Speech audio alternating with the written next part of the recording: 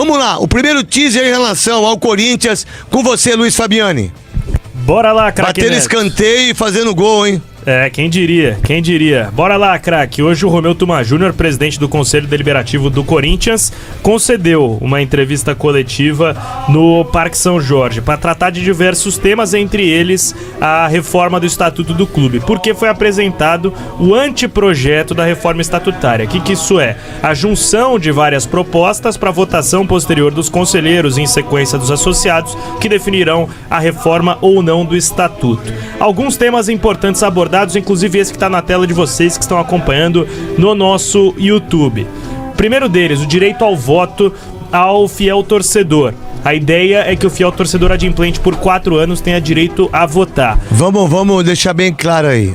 O que é o fiel torcedor, certo? O fiel torcedor que está no Japão, ele pode votar? Pode, ele tem que vir pra cá pra votar. Então, aí, isso que eu acho errado. Teria que ter uma forma online. Online tem que fazer. Uma embaixada do Corinthians. Não, você tem que ter uma forma online e votar. Também. Entendeu? Porque ele tem que ter o direito de votar.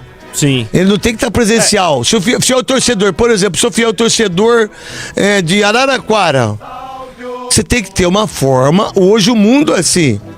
Sim. Você não tem que ser presencial. Presencial são as pessoas que moram aqui. Isso é o meu ponto de vista. Eu também acho. Mas enfim, esse é um dos planos a serem votados, o voto do fiel torcedor. Tem outro que é interessante, craque. E outra coisa, só em 2030, né? Só em 2030, porque são 4 anos. 2030 é 2030 mesmo. Né? Tem eleição em 26, 29 e 32. Então seria para eleição de 32, na realidade, né?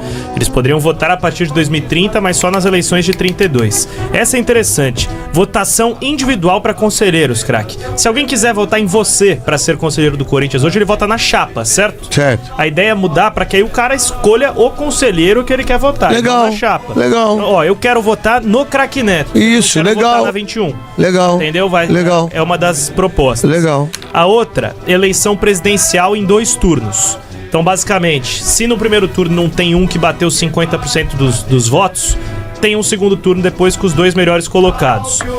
Cassação do mandato. Tipo, explica isso. Ó, como é na eleição pra presidente aqui? Tá, 50.1 de 50... Se você tem 50.1, você tá eleito. Tá. Se você tem menos do que 50... 49, vai. Tem um segundo turno dos 2 mais votados. Mas se o outro tem 10 só? Vota do mesmo jeito. Mas eu não acho justo. É como funciona a eleição pra presidente. Tá, mas eu não acho justo isso. A eleição é 220 milhões de pessoas votando. Sim. Pra presidente do Brasil. Aí não é justo. No meu ponto de vista, eu acho que não é justo, sabe por quê? Porque o cara que tem 49%, aí o outro tem 12%. Não é justo o cara... Mas esse de 49 certamente vai ganhar no segundo turno. Não, tudo bem, mas ele deveria ganhar no primeiro. Isso não é justo, mas tudo bem, é democrático. Aí, ó, cassação do conselheiro. Você perde o mandato se você faltar em 3 reuniões durante o seu mandato. 3 reuniões do conselho. Então, ó, legal, conselheiro, não tá indo na legal, reunião. Tchau. Legal. E aí, a não ser que tenha justificativa plausível para isso. Legal, exato. Beleza. Tem algumas outras partes que a gente esmiuça depois, mas fala, tem remuneração de conselheiro, enfim. Isso tudo vai ser votado. Tá na tela do pessoal do nosso YouTube esses 2 artigos aí da reforma do estatuto que a gente teve acesso, craque, ao projeto.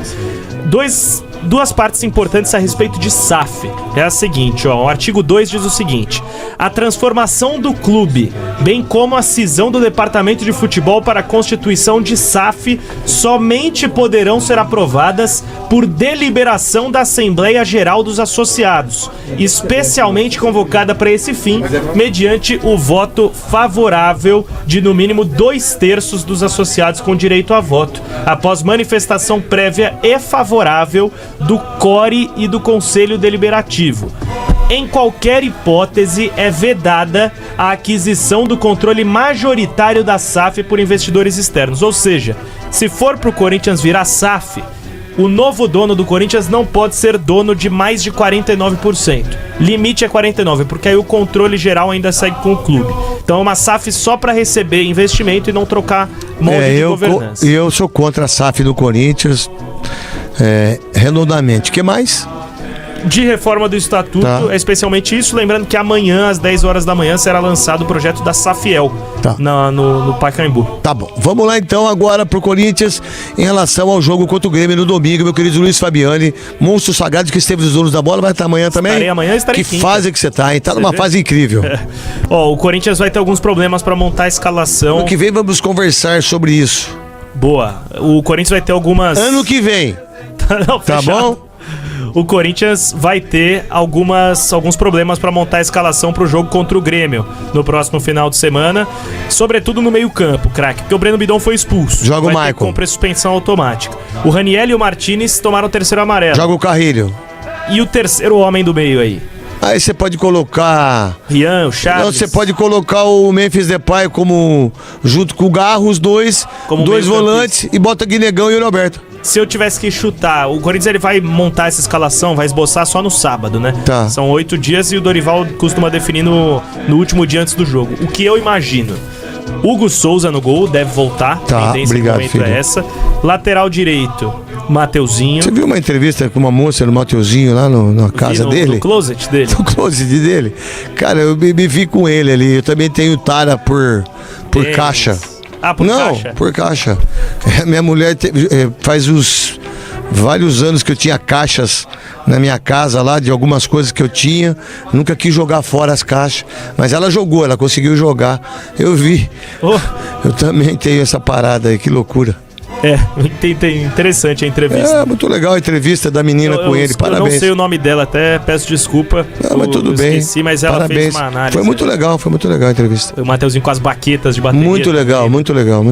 Ainda sobre a escalação do Corinthians, eu imagino, portanto, Hugo Souza, Mateuzinho, João Pedro Tchoca, Gustavo Henrique e do lado esquerdo, Matheus Bidu.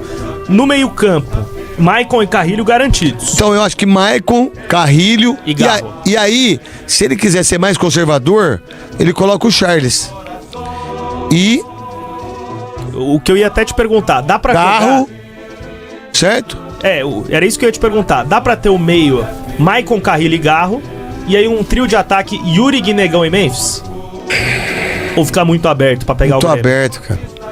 Eu acho que você pode jogar o Charles e o Maicon, Carrilho, Garro, Memphis Depay e o Roberto. Boa. Mateuzinho, o Gustavo Henrique, que tá jogando muita bola. Ele e o Tchoca. Pedro Tchoca e o Matheus Bidu. Esse é o time. Vamos ver, o Dorival vai ter uma semana pra definir. Não duvido a entrada do Angileri também, ele jogando com 3 Oi, filho, tudo bem? O papai tá no ar aqui, como é que você tá? Tá bom, tudo... Filho, papai te ama, depois o papai liga pra você. Eu comprei suas pomadas lá, caro demais, hein, filho?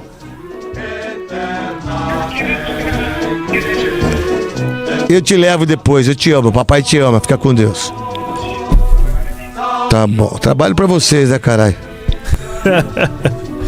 Sobre preparação pro jogo, a gente vai ter mais detalhes. O Corinthians se reapresentou hoje ao CT. Eu solicitei pro pessoal. Você solicitou? Isso é muito legal. Quer dizer que você tá mandando aqui nessa bagaça? Não, solicitei pro Corinthians. Ah, tá. Pedi uma exclusiva com o João Pedro Tchoca. E aí? A gente desenrola durante a semana. Vamos ligar pra ele ao vivo. Nós vamos mandar um recado pra ele no Instagram dele, então. Você tem o telefone dele aí? Não tem o Instagram dele, que é Pedro... João Pedro Tchoca. Pedro... Eu não sei escrever Tchoca. Como é que escreve? TCH. Vamos lá, vamos mandar aqui o recado pra ele lá. Não sei se eu sigo ele ou não.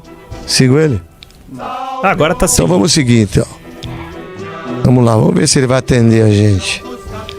Você pediu... Aqui, ó.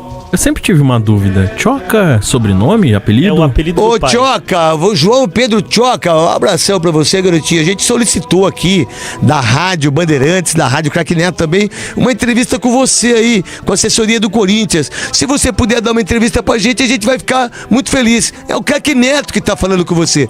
Vamos lá, e aí?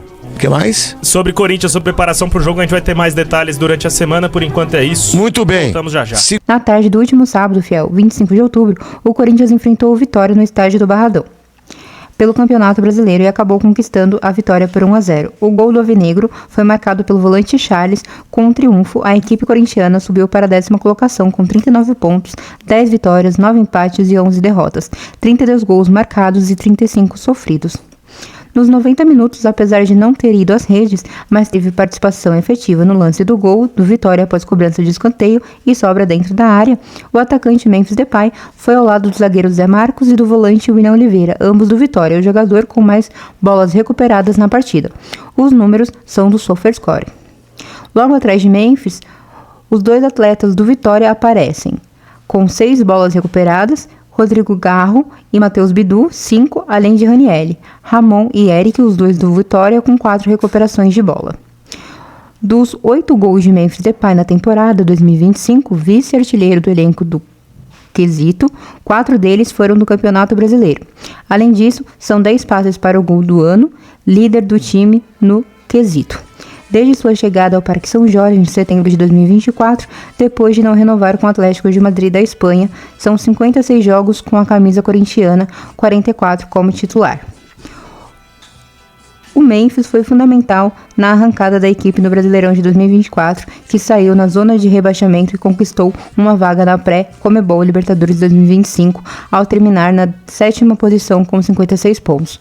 Em 2025 foi decisivo na conquista do Campeonato Paulista, principalmente nos clássicos contra Santos e Palmeiras. Em números gerais, pelo Corinthians, são 31 vitórias, 12 empates e 13 derrotas. 62,5% de aproveitamento com 15 gols e 14 assistências. O camisa 10, porém, não participa de gols pelo alvinegro desde o dia 30 de julho, quando marcou o tento da vitória por 1-0 sobre o Palmeiras, em Itaquera, pela partida de ida das oitavas da Copa do Brasil. Valeu, fiel, tamo junto e vai, Corinthians!